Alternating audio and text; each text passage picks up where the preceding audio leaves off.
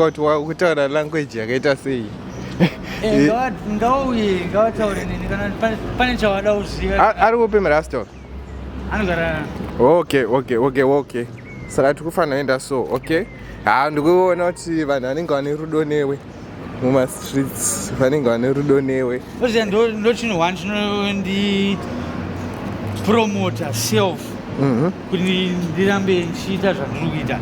It's because the reaction yandinowana kubva kune vanhu different places kwese kwandinoenda.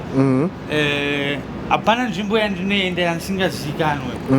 But zvavanofarira ndezvekuti handina that thing yekuti iwe ufana wangu uda kundibvunza something kana uda kundimhoresa kuti handikuzive chimbomira kana kuti ndine mabodyguard tichiti unotongori free spirit.